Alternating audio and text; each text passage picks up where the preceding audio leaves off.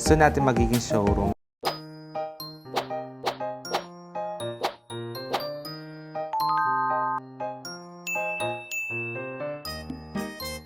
Hello guys, ngayong February is napakaganda ng pasok ang ating blessing kasi marami tayong mga upcoming clients po na magpapalagay po sa atin ng cortina. Kaya thank you po sa support.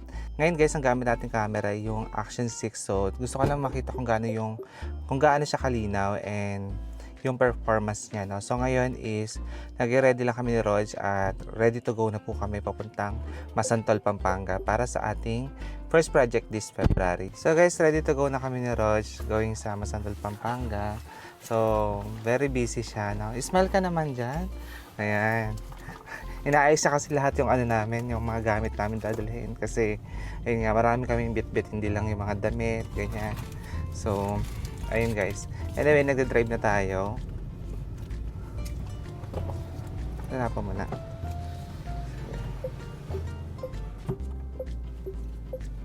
Magbayad lubaw na lang tayo, no? Guys, ngayon nagdala na lang tayo ng sasakyan natin kasi meron pa po ako mga errands. So, meron tayong dadaanan sa Apalit, Pampanga para sa upcoming project namin. So far, maganda naman para sa akin yung register ng camera ng Action 6.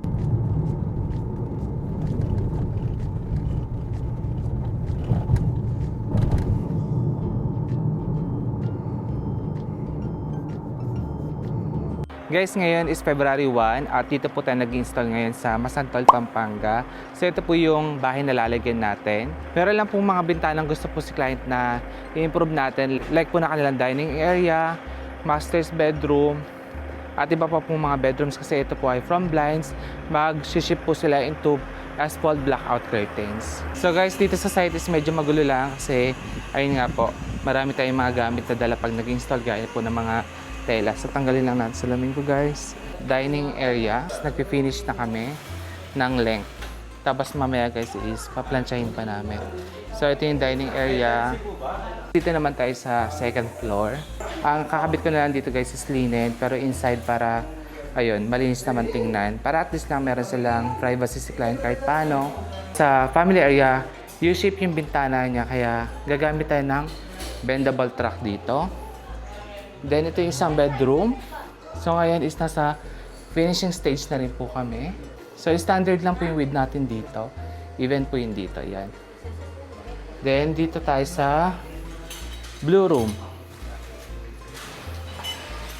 So dito guys, nagbaba tayo ng level ng ating curtains kasi yung ceiling dito may drop ceiling siya. So ginawa natin, pinagpantay ko na lang para maganda pa rin. Pero okay naman yung clearance guys kasi mataas pa rin naman. So ayan po yung project natin ngayon. Mamaya isa-update ko po kayo sa ating finished project. Ngayon is pupunta lang po ka ng Apalit, Pampanga. Kasi po doon meron tayong upcoming project din. So i-double check ko lang po yung gagawin namin doon. So samahan niyo po kami. Guys, yung client natin sa Masantol, Pampanga is from America. Ito naman pong client natin sa Apalit, Pampanga is from US din po. Tapos soon guys, lalagyan namin ito. Bali, ang ginawa ko po dito, dinouble check ko lang po yung ginawang sukat namin last year para at least po pag naglagay po kami ng cortina, wala po maging aberya. And share ko lang din po dito sa Apalit, Pampanga. Last month, naglagay din po kami ng cortina. Yung client po namin dito is still taga-US po. Ito po yung kinabit namin sa bahay niya. Alam nyo guys, madalas po talagang mga client ko is from US. Siguro po 90% sila po talaga yung number 1 client natin. Siguro yung mga taga-US po kasi into quality po sila, magandang gawa, at yung durability po ng fabric, yun po talaga yung chine-check nila. Kaya tingnan nyo naman po yung ina-offer natin. Talaga ina-assure ko pong galing po ng Korea yung fabric original. And syempre po, hindi lang po tayo pang aesthetic. Yung tibay din po ng ating ilalagay ng cortina na talagang pang matagalan. So guys, ayan po yung aming natapos sa project. And ito po yung cortina malapit sa kanilang main door. Ngayon guys, continue po natin yung vlog. Bali ngayon, ipapakita ko po sa inyo yung soon natin magiging showroom. So ngayon guys, nakahanap tayo ng pwesto. Ito is malapit siya sa San Fernando City at San Simon Exit. Malapit siya sa lahat. So ngayon pinapadevelop na natin. So tour ko lang kayo dito. Mini tour muna kung ano yung mga ayusin. So dito guys is meron tayong malaking garahe. Even dito gated siya. Sa ngayon kasi meron pa mga nakasabit, may naglabalan dito guys kasi ayun nga, ano pa naman kasi kami, nagpapaayos pa kami ng loob ng showroom. So, ginagamit po na yung area nito for temporary lang. Ayan. So again, kahit sino, kahit ilan po kayo pwedeng makipag-meeting sa akin, kasya po kayo dito sa garahe kasi malawak. Tapos guys, itong loob, ang maganda dito, madaming pwedeng ikabi. Ayan.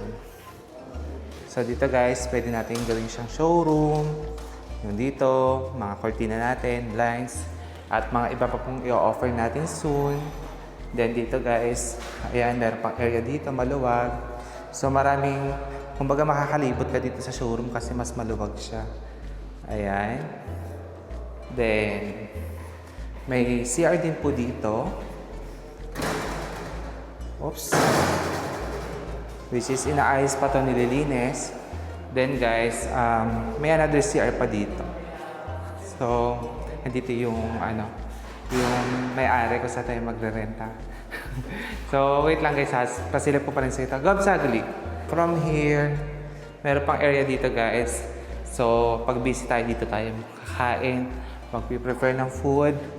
Then, dito is merong another area para sa office. Kita niyo po ba ako? Ayan. Ito pwede natin gawing office. Then, meron pa siya sariling CR dito, no? So, ayan guys, yung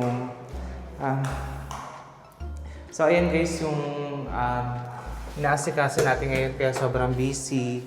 Pero, sa totoo lang guys, ang hirap hatiin ng time ko kasi di ba guys, pati sa installation sumasama ako.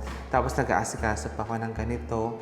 Kaya minsan sa mga site visit, iba na po yung pinapunta ko, yung tao ko na lang. Kasi kailangan ko asikasuhin yung ibang bagay. Gaya po nito sa mga naghahanap ng showroom, ayan, nag-start na po tayo. And sa totoo lang po, napakalakas po ng curtains namin. Thank you so much po sa pagtangkilik sa akin. Even sa YouTube, sa mga nagre-recommenda po at nakaka-appreciate ng curtains namin. Thank you sa inyo. So, hindi ko po in-expect na magkakaroon kami ng showroom. And hindi ko po expect na lalaki po talaga ang Roville Curtains and Blinds. Again, nag-try lang po kami ng partner ko, si Rodel, para mabuo po ang Roville. Pero, ayan guys, lumaki na siya, no? Kaya maraming salamat po. So soon, abangan nyo guys sa magiging update dito sa showroom. Unti-unti binabago natin.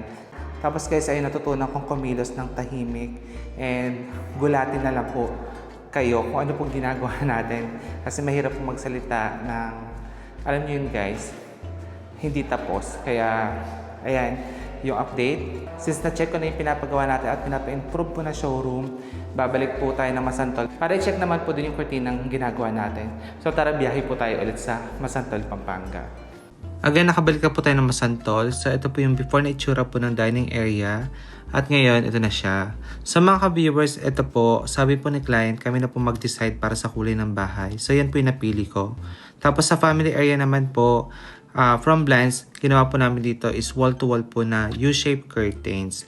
So ito guys, kung papansinin niyo po yung kanilang kurtina, na-achieve po natin yung wall-to-wall, pero may pakurba lang po sa dulo. So ito po yan sa malapitan. Bali hindi po siya buo na flat.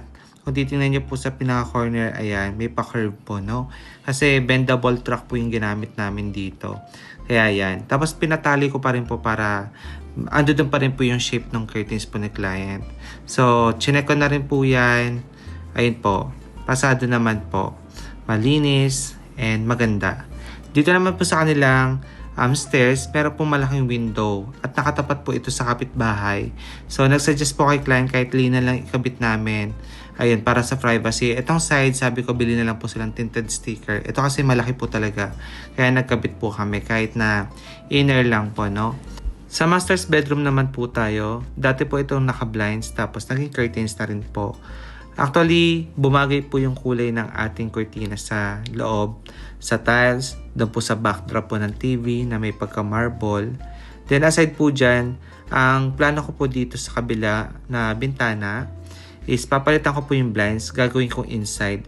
Yung ginawa po kasi dito, nilabas po yung blinds, so yung accent po natakpan.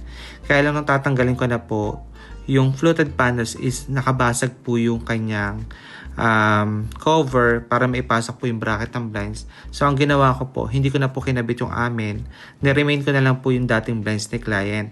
And upon checking naman po, yung kulay is halos parehas din naman po sa kortina natin kasi combination color po. Ayan. So nagmamatch naman po, no?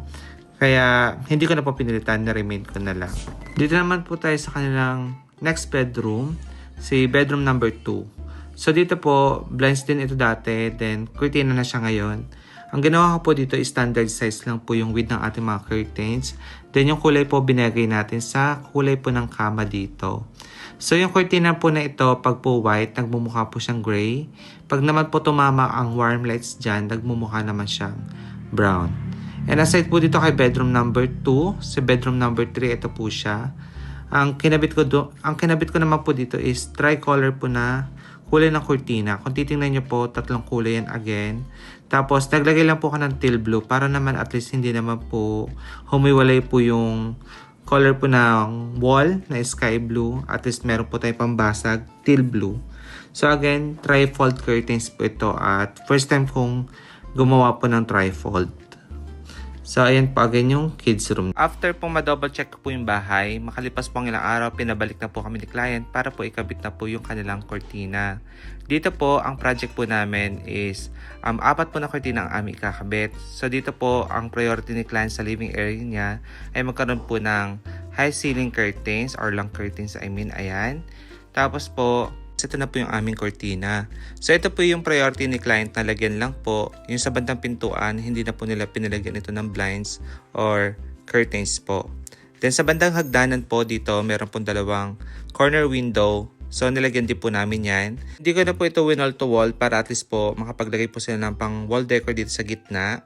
Tapos guys, aside dito, sa hagdanan again, ito po yung top view nung long curtains natin sa living area. Then dito po mga ka-viewers is meron pa kami nilagay sa kanilang dining area. Ito po. Dito po, same color din po yung aming kinabit. Maganda po kasi pag po nasa open area, pare-parehas po yung nakikitang kulay. And ito naman po itsura sa labas po ng curtains nila. So hindi ko lang po ina-assure na maganda yung loob, pati po yung panel sa labas magandang tingnan. And ito po yung malayong itsura po ng bahay nila. Finally, meron na po silang kurtina sa kanilang bintana. Imagine mga ka-viewers, yung mga project po namin dito is last month pa po nung January. Tapos, yung iba po is first week po ng February natapos. So, nalilit po talaga yung pag-upload ko sa dami pa ng ginagawa natin. Again mga ka-viewers abangan nyo po yung showroom natin. So, unti-unti po, inaano na po natin, naayos na po natin yon. Para po syempre sa mga gusto po mag-walk-in, mahawakan nyo po mismo yung fabric namin and makita nyo rin po yung ganda ng tela. Kasi gaya nga po ng sinabi ko, yung mga ginagamit po namin is galing po ng Korea at legit po yun na galing talaga ng Korea. Hindi po nang galing ng China, hindi rin po nang galing ng Taiwan, kundi Korea po again. Kaya kung papansinin nyo naman po sa video natin, sa mga ginagawa namin, actually mga viewers na rin po at followers na po yung nagsasabi na mas maganda pala sa personal yung kortina. Tapos namamangha sila sa inner, akala nila yung manipis lang po, pero pag hinawakan nila, ay ang kapal pala, ang ganda pala, pang hotel quality nga, mga ganyan mga ka-viewers Kung nagustuhan niyo po yung mga kortina namin, better po mag-message kayo sa aming Facebook, Billy Toledo Vlog, Rovel Curtains and Blinds, and yan na po yung WhatsApp number namin. Pwede po kayo mag-contact sa WhatsApp kung wala po kayong Facebook. Tapos po mga ka-viewers, this March is nasa Ilocos po kami. Meron po kaming project dyan. Actually, North and South po, nagkikater po kami. Kaya aside po sa nakikita nyo Pampanga project, meron po kayong mga natapos nito, Quezon Province, Laguna, Pangasinan. Ayan po. Kaya as in madami po talaga. Kaya thanks God, thank you. Lagi ako nagpapasalamat guys kasi alam nyo naman, wala naman po yung aming curtains business kung hindi nyo po sinusuportahan at kinukuha po yung aming serbisyo. Kaya thank you so much. Again, hindi ko na rin po papahabain pang ating vlog. Sana meron po kayo ng idea. Maraming salamat po sa panonood. Ingat po kayo and God bless. Bye-bye!